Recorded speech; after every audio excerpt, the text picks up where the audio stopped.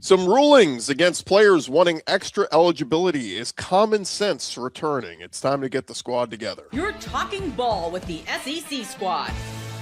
From Alabama to Tennessee, from Georgia to Oklahoma, from Auburn to Texas, it's the local experts of the Locked On Podcast Network bringing you scoops, breakdowns, and the most comprehensive preview of the upcoming SEC weekend. It's the SEC squad, and we have a seat for you. Hurt feelings and thin skin are prohibited. Squad up, you're part of the SEC squad. Everybody, welcome into the SEC squad. Sit back, grab your favorite beverage, and get ready for another week talking all things SEC. We are part of the Locked On Podcast Network, now the #1 sports podcast network. And want to remind you guys, have your cake and drink it too. Birthday cake flavor is back. No fork needed. Vanilla-y cakey flavor, caffeinated kick, and no sugar. It's party time. Order now at 5hourenergy.com or over at Amazon. Welcome in our panel this week as we've got Stephen Willis from Locked On Ole Miss, Corey Burton from Locked On Vandy, Jimmy Stein from Locked On Bama. I'm Chris Gordy, Locked On SEC. And fellas, we posed the question, what is eligibility? Since we last talked, Ole Miss quarterback Trinidad Chambliss is granted an injunction to play a 6th season of college football. But then we had Tennessee quarterback Joey Aguilar. He was denied his injunction for what he was arguing for, a 4th year of D1 football. Then we had G League center Charles Bediako play 5 games for Alabama, was denied a motion and an appeal to try to play out the rest of the season. So we'll open it up, guys. Do you feel like common sense maybe is starting to come back when it comes to rulings in college eligibility? I think it kind of, the guardrails held up. If you looked at the eligibility and the common sense that was already there, it happened. I understand that everybody thought that you were going to get these shade tree judges and they were just going to rubber stamp it and all of that. But the player, Trinidad Chambliss, that should have been eligible, got his eligibility. And the 2 players that was very iffy did not get their eligibility. And I guess now we're going to move on to see if Chandler Morris gets his 7th year of eligibility. And we'll see which state judge can say about that. But I think the guardrails did what they were supposed to do. Yeah. I for an Alabama guy, I've never been one that really strongly felt Charles Bediako should be playing college basketball. I didn't believe that at the beginning. I don't believe it now. My issue had been the arbitrary nature of what the NCAA decides. As an example, I know on the surface, everyone just looks at the outcome of cases and says, well, that's good or bad based on what they think the outcome should be. And when Bediako was denied his eligibility, what a lot of people miss because they don't dig into what actually happens at the hearings, Bediako was relying on the Baylor case. It was the first case cited in his motion asking the court to make him eligible. And the NCAA's position in court about the Baylor case was that was a mistake. We shouldn't have done that. We shouldn't have done that. They opened the door to these type of challenges by making their own admitted mistakes. It's not Charles Bediako that's a bad guy or Alabama that's the bad guy. It's the NCAA's arbitrary nature of deciding such things. Now, should Charles Bediako be playing college basketball? No, not my opinion. I'm an Alabama guy. But it's the NCAA. It's their issue that prevents Chambliss from, a situation where he clearly should have been entitled to his medical red shirt 3 or 4 years ago. Didn't happen then. Now it's a problem now. Again, that's the NCAA and their arbitrary nature of deciding such things. That's the problem. If they didn't set these precedents and make these admitted mistakes, you probably wouldn't have this scenario. He probably would not have shot his shot against the NCAA and trying to get that eligibility. He got a temporary injunction. He played. Nobody blames Bediako. I mean, if he gets a chance to do it, they're going to say, yes, why not, right? Joey Aguilar, hey, if they're going to give me a chance, why not?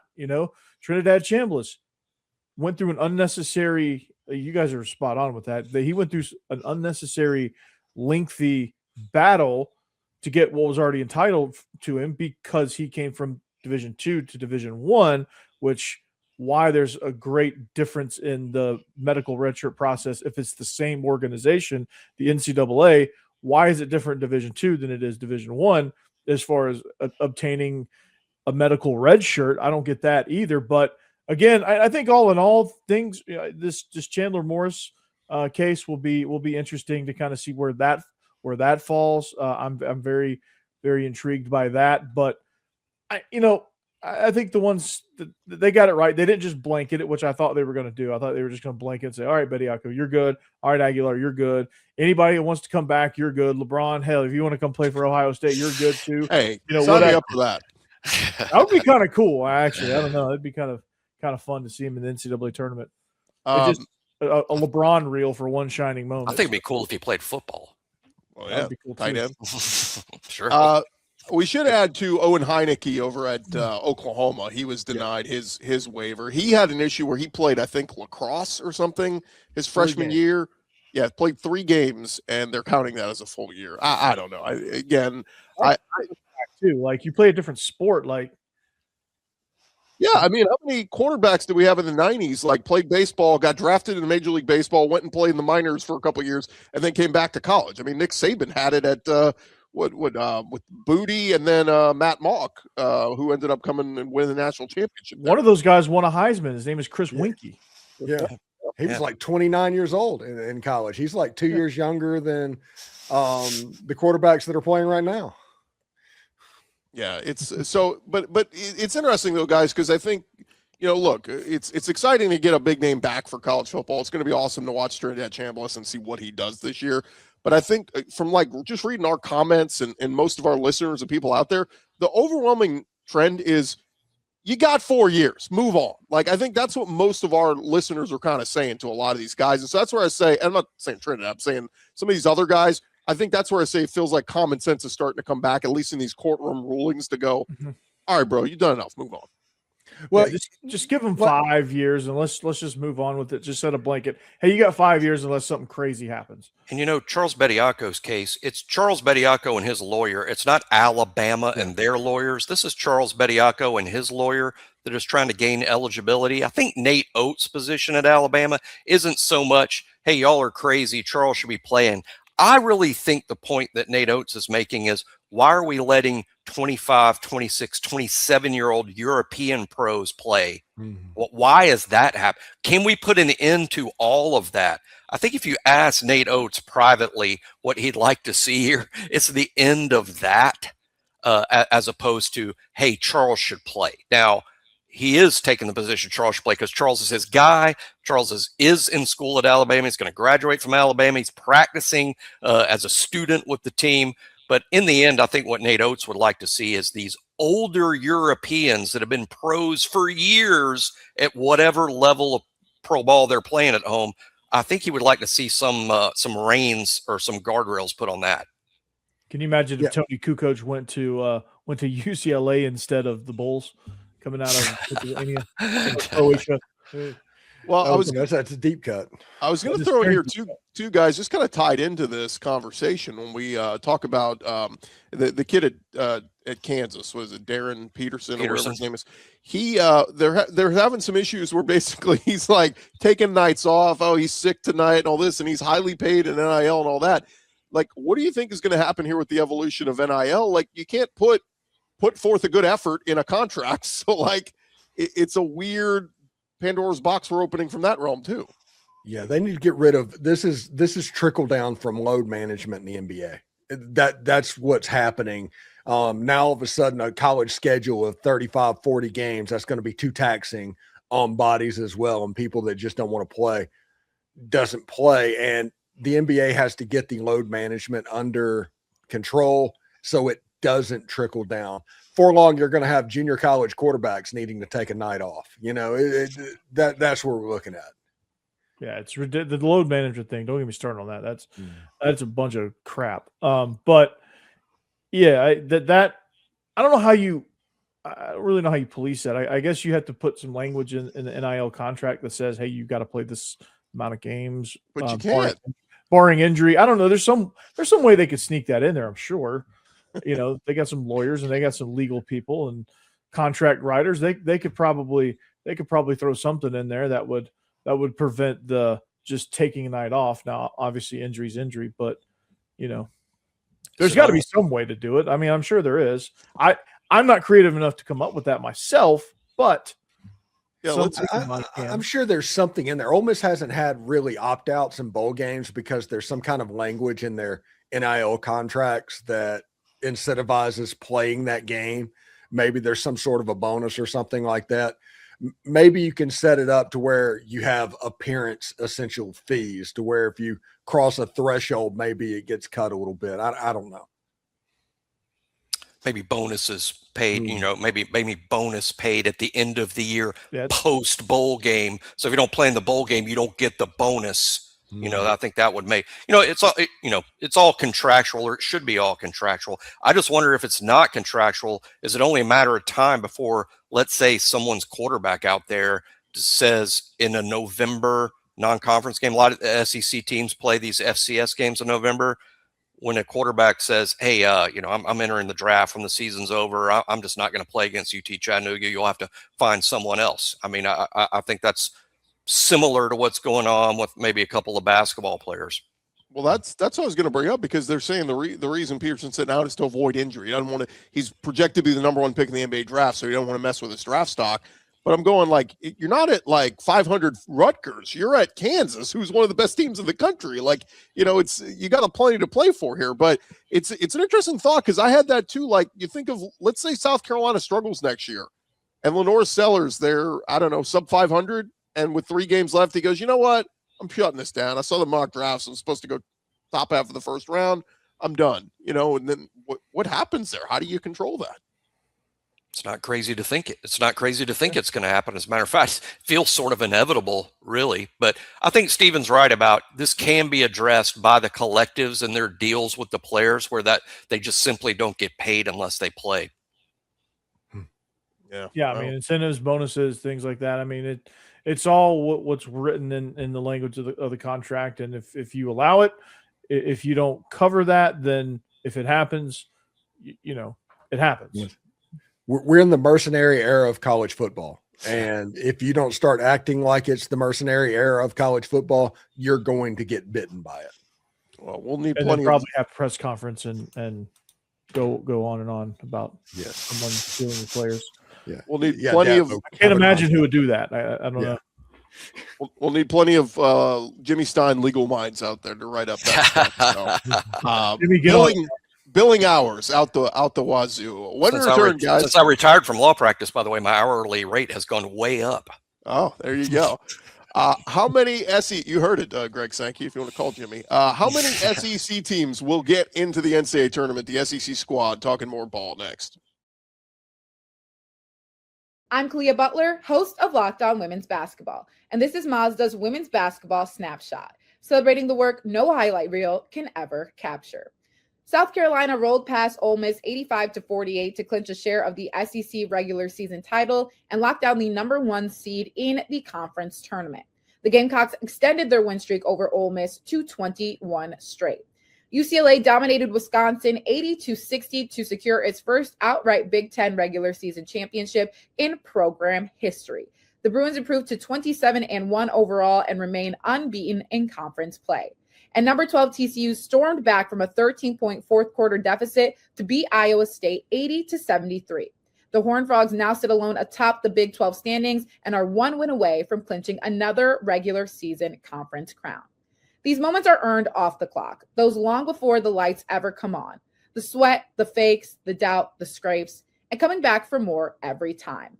Mazda puts that same drive into every detail. Wins define the moment, putting in the work, that defines you. There's more to a Mazda because there's more to you. Hey, if you guys ever wanted to experience the NBA Finals live and in person, our friends at FanDuel, they are giving you the chance to turn that dream into reality with their NBA sweepstakes. Here's how it works. You get signed up on FanDuel, use your profit boost on any NBA future, and you'll automatically be entered for a shot to win an NBA Finals trip for 2. That's right. Flight tickets, the whole experience. If you're already looking at your board, thinking about which NBA team can make a deep run, this is the perfect time to lock it in. Future bets this time of year. It's so much fun, whether it's picking a team to win the championship, grab a conference title.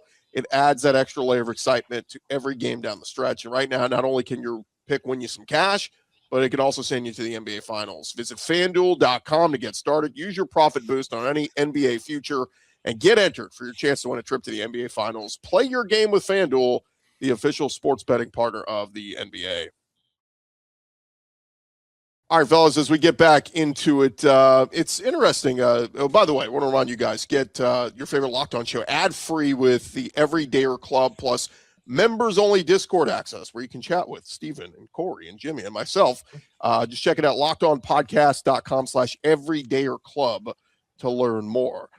Joe Lunardi, his latest bracketology, he still thinks, as of Monday, 11 SEC teams will get into the NCAA tournament. What say you guys?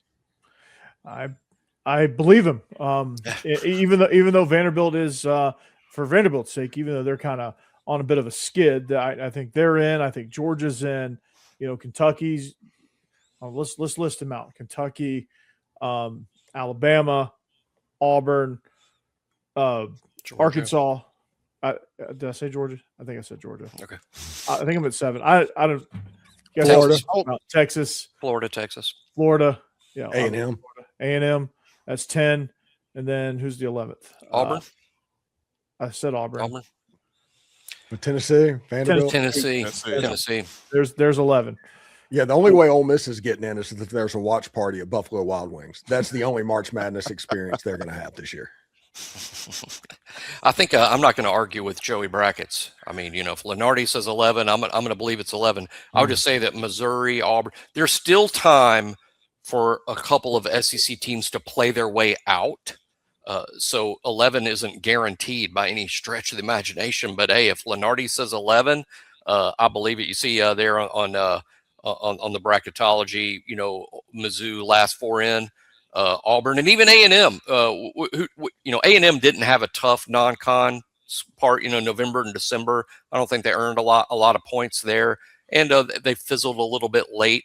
But they're probably fairly safe. But teams like Auburn, Missouri, maybe even Georgia, there's still time to play their way out.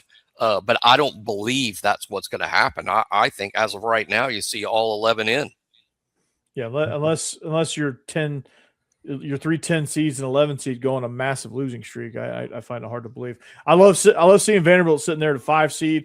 That's going to be fun right there. The 3 SEC teams on that 5 line would make me nervous as heck, historically speaking, in that tournament. That's a tough. I mean, not only do you end up playing a 4 if you get past the 12, which, as we know, those of us who watch the tournament every year, the 5 getting past the 12 is no sure thing. But then you play a 4 and you get past all that, then you get a 1. I mean, the 5 seed is not ideal for long-term advancement. But hey, being in is still a big deal. While they're allowing just 68. And before the NCAA gets their way, and now there's 140 teams in or whatever it is they want to do, but making the tournament itself is still a difficult thing to do. 350 teams, top 68. That's that's tough. But the SEC is an excellent basketball conference right now. There's no question about that. Yeah, and those teams like Georgia and Auburn, who I had teetering, and I thought Auburn was going to get out. Man, did they get lucky with that win over Kentucky last weekend. The 1-point win. If they had lost that one, I think I probably would have had Auburn out. But you look at who they have remaining. Auburn's got Ole Miss and LSU, both very winnable before they finish at Alabama to finish the season. And then Georgia, they've got South Carolina and at Mississippi State still very winnable. Vandy tomorrow. And Alabama. So they got Vandy as well. Well, this is airing after that game's already been played, Corey. So that's why I left that one out. They already lost. So, but look, this is the strength of the conference of like you need wins to gut out here in the last 2 weeks. If you do it, you're going to be in. A few months ago, guys, the way the SEC started non-conference play and everything, I just thought there's no way they get 11 teams in, but it's wild. It looks like they're getting a little bit of a carryover respect from last year. I think some of the strength of the league too, guys, is look who's out. I mean, games in Starkville, games at Oxford, go play Oklahoma in Norman, play LSU in Baton Rouge, or even South Carolina and Columbia. Those are not gimme wins. Those aren't gimme wins for anyone else in the league. Top to bottom, the league's very good. The SEC's made a heavy investment in basketball. I think going back to the inception of the SEC network, really, when everyone had a lot more money to play with, a lot of schools went heavy investing in basketball. And I think over the course of 2, 3, 5, 6 years, the SEC is as good as any conference in the sport. Well, thanks to the SEC Network, they're doing the same in baseball. Teams are investing in baseball, the stadium experiences. They want their stadiums looking good for TV. And so it's kind of a trickle-down effect through all the sports that SEC Network airs. And with SEC Network Plus, now you might start to see some of the ancillary sports as well that don't get the main TV time, but now will be on SEC Network Plus. They might start improving too.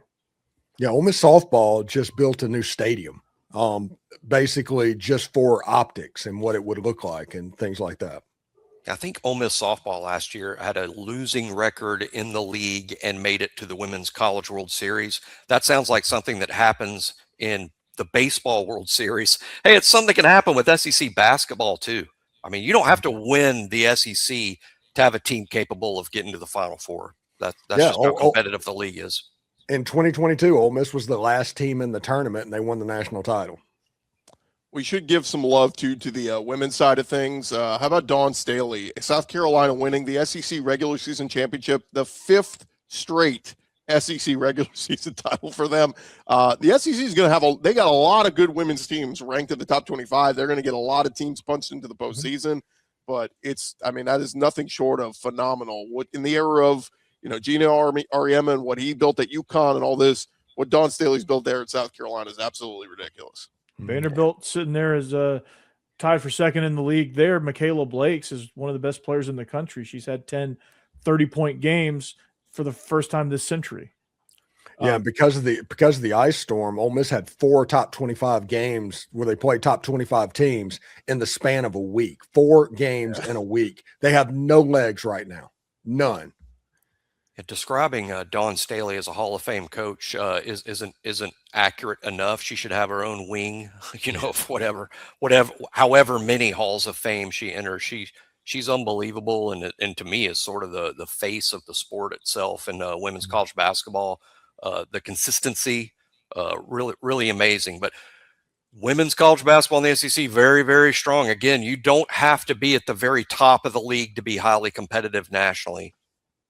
And guess what? Everybody's going to be around the SEC is asking Dawn Staley, "Hey, Dawn, it's such a great career. When are you retiring? Because, please go away.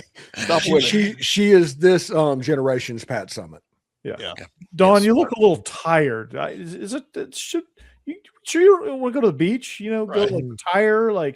Be nice, right? Do you need this? And you really, That was so Kim Mulkey at LSU. She's obviously been tremendous as well. And somebody brought up, I think since she's been at LSU, she's not beaten Dawn Staley. And somebody was asking me man, what do you think of that? Kim Mulkey hasn't beaten her. I said, do me a favor and go look at how many games Dawn Staley's lost in the last 4 years. It's 4.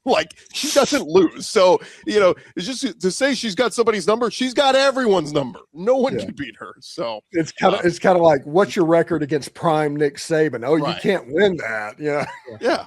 Hugh Freeze did it twice. Everybody's like, oh my God, he's the greatest coach ever. Give him a job. Yeah, he got 3 after that because of that. When we return, guys, you get one question. What would it be? We're going to talk about that next. More squad, talking about more ball. Hey, but first, guys, the biggest stretch the college basketball season's almost here. The buzzer beaters, bracket busters, those unforgettable moments that everyone's talking about the next day. If you want to be there live for something like that, that's bucket list stuff. The hard part is actually getting tickets, long queues, prices jumping up, surprise fees at checkout. The Game Time app, they give fans the advantage with constant innovation. It's how you unlock amazing tickets and experiences in just a few taps. It's incredibly easy to use. Game Time guarantee means 100% legitimate tickets delivered on time at the best price. And here's the best part. Fees are included in the price you see. What you see is what you pay, period. The seat view feature is a game changer. You can see a panoramic view from your exact seat before you buy. No stress, no guesswork, just a smooth experience from start to finish. That's exactly what you want during the busiest part of the season. Take the guesswork out of buying college basketball tickets with Game Time.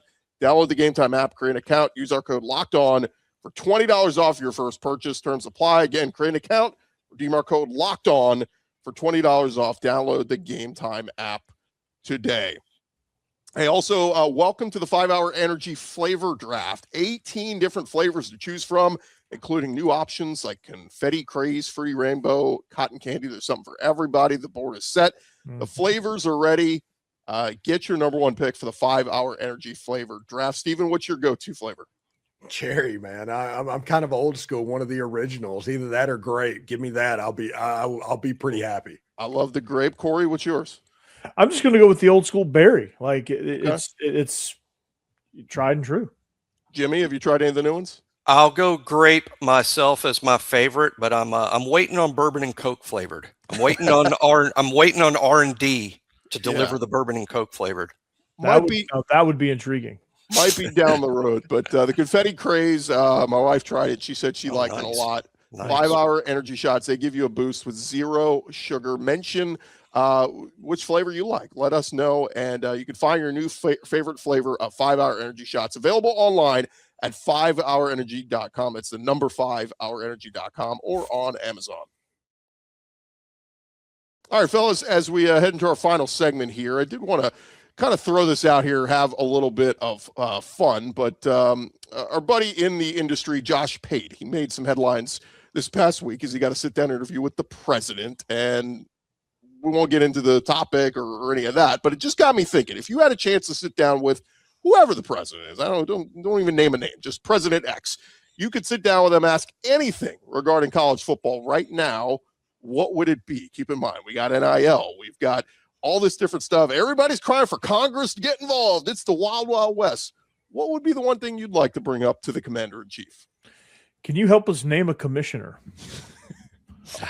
Let's go with the first one being Nick Saban. That's what I would roll with. Let's find a commissioner. Let's find a way to make this thing unified so that we get unified scheduling, policies on NIL, transfer portal calendar stuff, just unified, because the conferences are just kind of their own islands and they're not really talking to each other. And you get a format that, hey, the commissioner says this is the format of the playoff, this is the format of this, that, and the other. Bam. No debates. I would like to see an executive order that bans the idea that a series of 2-point plays can decide the outcome of a football game. So I'll take an executive order banning that. But seriously, I mean, if I had a serious question to ask any president about the current situation, I only see 2 paths to making some sense out of the chaos, and that's either congressional action that institutes laws, antitrust laws, anything that just is a congressional overreaching federal law that imposes some sanity on 50 states doing 50 different things, or collective bargaining with what amounts to a new college, athlete union. I would ask the president, is the NCAA and college sports wasting their time going to Congress for a solution? And if so, should they just focus on maybe collective bargaining as a way to solve all this? Yeah, mine would be, I would reach out to the president and say, hey, can you help me destroy the NCAA? We need to get rid of this old system and build something up for modern football instead of trying to retrofit something that Newt Rockne used back in the day to fit your need. Make something actually designed for this new era of college football. The NCAA is not it. It's time that the Congresses take back control of the conferences, and you have the ACC, the SEC, and all those guys making decisions, and just do it like baseball did back in the day. Whenever they had the reserve clause, they started, hey, we're going to do the reserve clause. Let them collude together a little bit on the contracts and the way they're going to be looked at, but get rid of the NCAA. All they are is in the death throes and trying to stay relevant. They're 10 years left at tops. Get rid of them now. Yeah, it will be interesting to see what all happens. But I mean, look, when you got schools like coaches like Kirby Smart and Mike Elko calling for, we need Congress to get involved here. It's like, wow. I mean, they really want somebody to step in and take a hold of this. And then it's kind of funny the other day when I hear Steve Sarkisian talking about, our guys actually go to class here, and somebody said, wait, is he calling them student athletes? I haven't heard that in about 5 years. Like, it's crazy that we forget they're still going to class, and school is still part of all this. Somehow, allegedly, I guess. Yeah. Unless you're Carson Beck, when you haven't been to class in like 3 years, apparently. Yeah. One more thing I'll add in here, guys. I don't know if you saw this. Ross Dellinger sent out, he said in a memo sent to NCAA schools, VP of Enforcement John Duncan announced that the D1 Board of Directors has charged the staff to pursue significant penalties for tampering violations while also more publicly announcing cases and reminded schools about the tampering bylaw. I mean, is this all just kind of like boogeyman? I think it's ridiculous. I get the Dabos were incensed and all this, but it's going to continue to happen. Trying to play big bad guy. Oh, we're going to enforce this. Okay, good luck. If you read that tweet, what he actually said is almost identical to what the U.S. government said whenever they enforced prohibition back in the day. It's that type of stuff that's never going to be enforced. This basically is the prohibition statement made all over for tampering. It's like, hey, any conversation with an athlete's interest, that's tampering and you will get penalized. Okay, buddy. Sure. Okay. It's extremely difficult to enforce because, I mean, what is tampering? For instance, what if you got your eye on hypothetically an outside linebacker at Kansas, and then that's kind of who you'd like to have on your football team? Is it tampering to call his high school coach and just mention casually that you have a big need for a senior outside linebacker transfer, and you just mention that casually, knowing that high school coach is going to call his old player and say, "Hey, I think X school would really like you to enter the portal." I mean, is that tampering?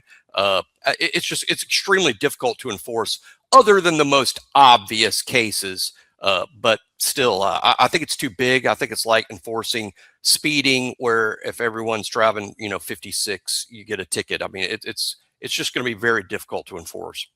Yeah. And also real quick, if they decide right now to go back and punish people that tampered before this memo got sent, it's going straight to court because you can't up the penalties. You can't up the rules after the event has transpired. We talk about the selective enforcement of the NCAA. This would be an example for them to try and make an example out of somebody, Ole Miss, but that's what they do. Whenever Ole Miss gets good, here comes the NCAA to selectively enforce something. That's the way it's worked for 100 years, and it's not going to stop. Well, somebody brought this up to me. Most of these players have agents, NIL reps, and let's say, I don't know, give me a coach. Let's say Kalen DeBoer is talking with Nate Jacobs from XYZ NIL company, and he's working out a deal for, let's say, to retain Austin Mack. Hey, we want to get this deal done. We want to keep Austin Mack. And then he goes, hey, you know what? I also noticed on your roster, you got that linebacker at Florida State. Hey, you think you'd have any interest coming to Alabama? Well, I don't know. Let me put a feeler out. He's not in the portal, but I can kind of put a feeler out. Is that tampering? That's a great example of how difficult it is to enforce. Is that tampering? You could argue it is. You could argue it isn't. It's agents talking to each other. They're not. Yeah. They're just talking to their players about possibilities. I mean, they probably do that without even talking to each other. They're probably like, hey, listen, you should probably get in the portal because, like Alabama, they need to. And all the players, no other players. What when you go to your own linebacker that's friends with a safety at Maryland? I mean, what is that tampering? I mean, these kids, they talk to each other at these other schools literally daily. Because they play 7-on-7 together or against each other, and they send messages on Instagram. They probably get together and play Call of Duty, and they're chatting over the headphones. Hey, bro, you should get in the portal and come play with us. And I think a lot of fans would be shocked to know how many players from other schools are on your campus all the time, partying, hanging out with their former high school teammates. They're literally on your campus, on their own free time. There's nothing wrong with that. It's been going on for forever. But now it might be seen as tampering. Yeah. People were DMing me, and it's like, hey, Austin Simmons is at Miami. It's like, well, he's from Pahokee. He probably has a bunch of friends that are going down to Miami. He's like, is he going to Miami? No, he's not going to Miami. He's just being a college kid. Yeah. I was going to say, if they want to enforce tampering, start with the kids that entered the portal with a do not contact tag. Let's start there, because if you're in the portal but don't contact me, okay, something's up here. Something's already been decided here. We'll leave it there, guys. Thanks so much. Stephen Willis, Corey Burton, Jimmy Stein. I'm Chris Gordy. Remember to follow and subscribe to your favorite SEC show. We'll be covering your favorite team every day throughout the offseason. Don't forget, I'll have you covered with the entire conference every day with Locked On SEC. And remember, if you want to become an everydayer, you can check us out, lockedonpodcast.com/everydayer. $5 a month, guys, to become a full access every day. Check that out. We are part of the Locked On Podcast Network, covering your team every day.